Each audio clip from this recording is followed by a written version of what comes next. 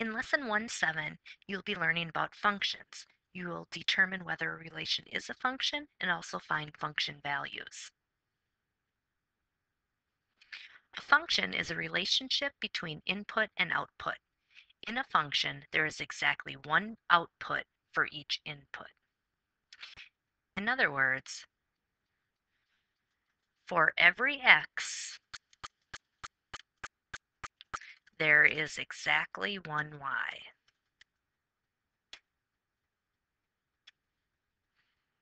So for every input, or for every x, there's exactly one output, or y. An example of a mapping showing that is for every input or every element of the domain, there's exactly one element in the range. There's exactly one output.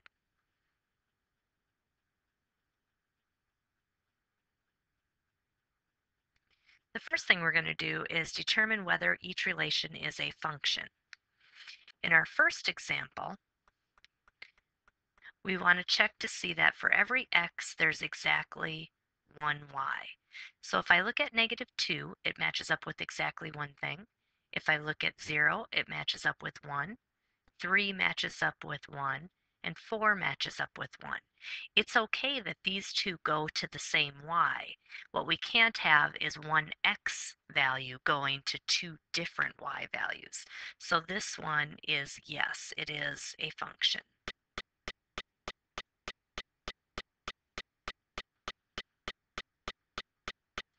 In our next example, we have a table. Again, we want to look for whether or not each x value has exactly one y value. So if we look here, we have x matched up with 4 and also with -4. Since the input of 1 has two different outputs, it has 4 and -4, this is not a function.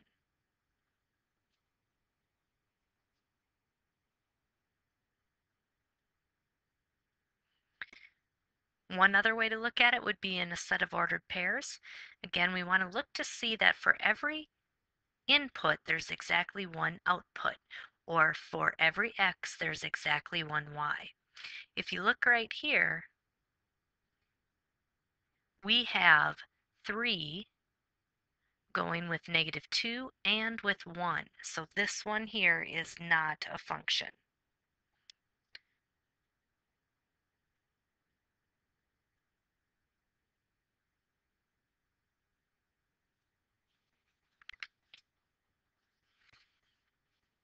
Next up, we're going to be talking about graphs.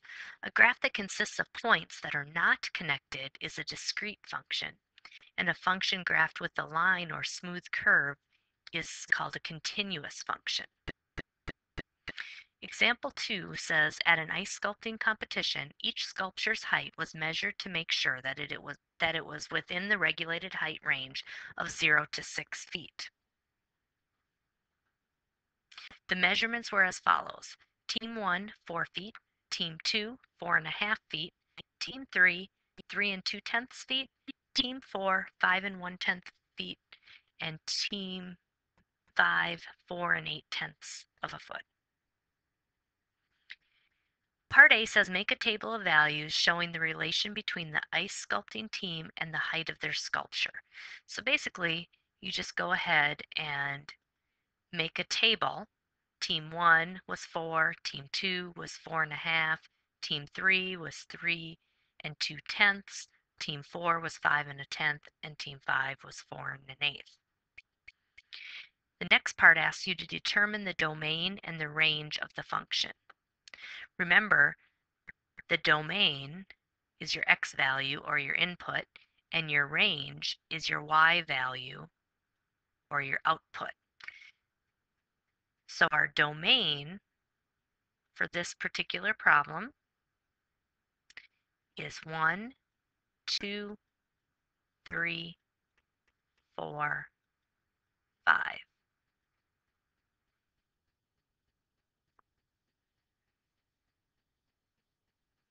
The range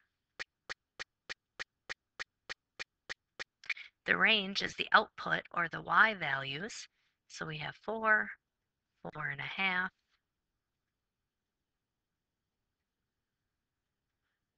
3 2/10, 5 1/10, and 4 8/10.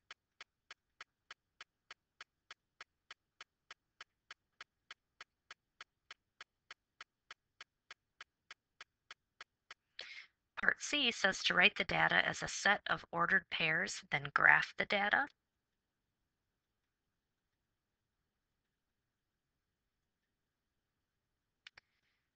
I got a little ahead of myself.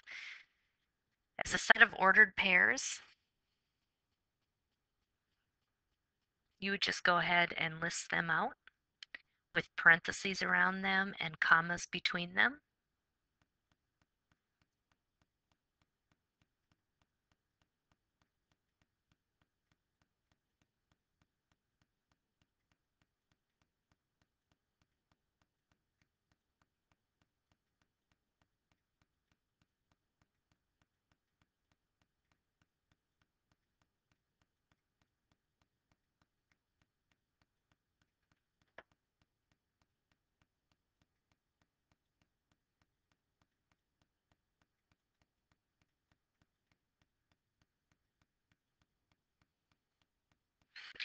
Now, if you were to go and graph this, x 1 through 5 would go along the bottom, and then along the side we would have the height in feet.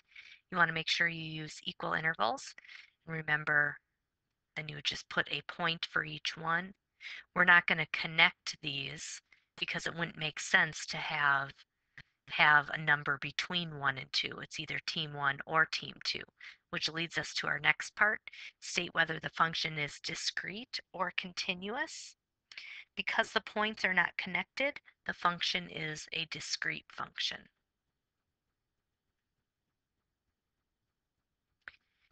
When you look at a graph, you can also tell whether or not it's a function by using something called the vertical line test. If a vertical line intersects the graph more than once at any given time, then the graph is not a function.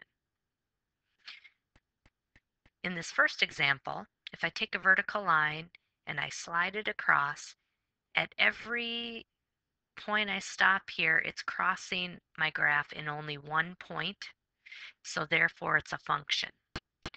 In my middle example, you'll notice it's crossing in more than one spot. Since it's intersecting the graph in more than one spot, it is not a function, because right here at this particular x value, it has two different y values, therefore it's not a function. This one right here is a function. Notice right here in the center, this still passes the vertical line test because of that open circle. This particular part of the graph does not include that point. The one below does. So it's only touching in that one spot right there and in every other spot along the way. So that one is a function.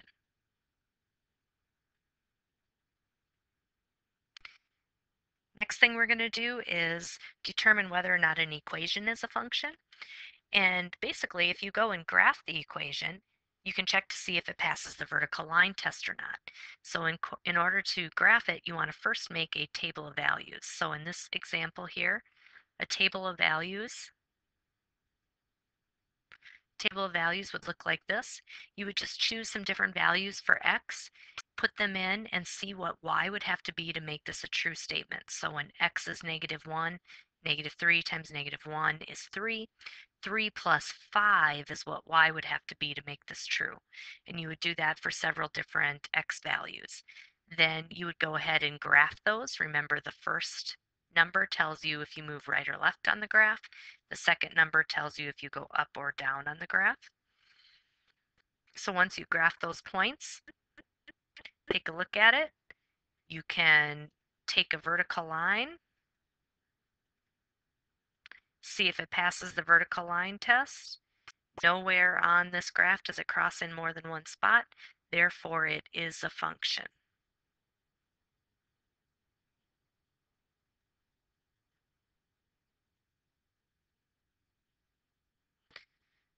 Now the last thing we're going to do is find function values.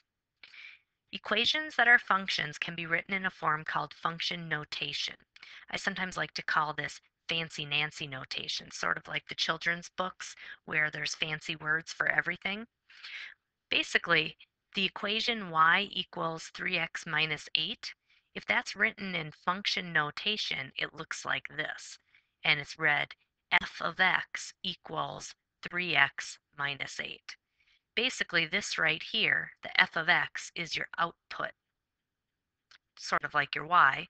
And then basically, whatever number is right here is what you're going to plug in for x. For example, for f of x equals negative 4x plus 7, find each value. If you want to find f of 2, you're basically taking this 2 and you are plugging it in right there.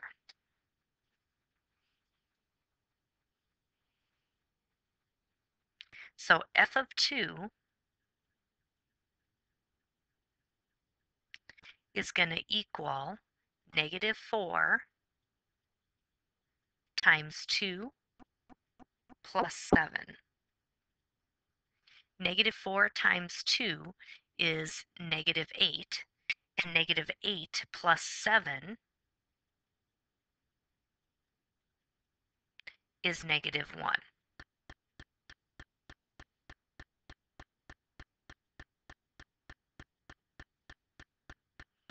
In our next example, we're asked to find f of negative 3 plus 1.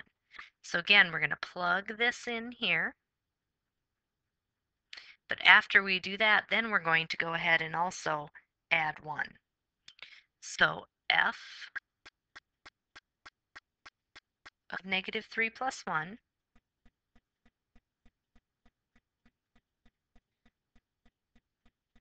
equals, now we're going to go ahead and plug in negative 3 here, negative 4 times negative 3 plus 7. And then after we do that, we're going to go ahead and add 1 to it.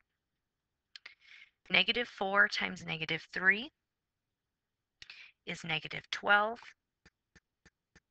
Or sorry, it's positive 12. Positive 12 plus 7 is 19. And 19 plus 1 is 20.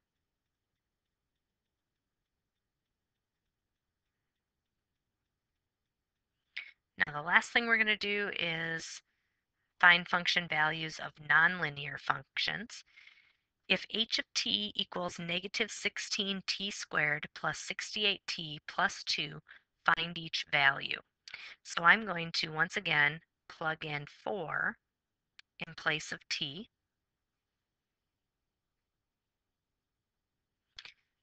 So h of 4 is going to equal a negative 16 times 4 squared plus 68 times 4 plus 2. Following order of operations, we would do the squaring first. 4 squared is 16. So we have negative 16 times 16. Not quite sure what that is off the top of my head, so I'm going to go ahead and do that over here. 6 times 6 is 36. 6 times 1 plus 3. 1 times 6 is 6. 1 times 1 is 1.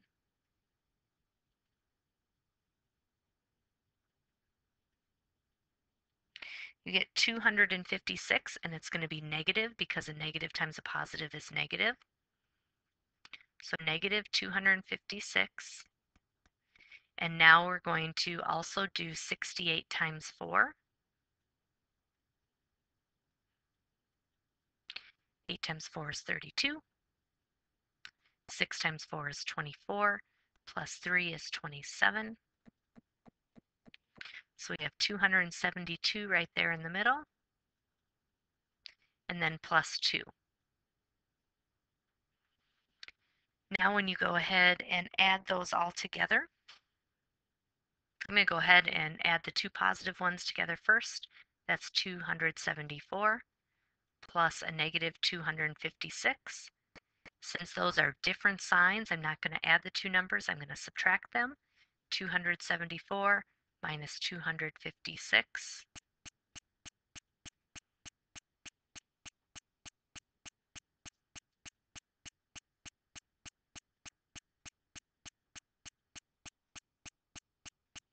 You end up with 18.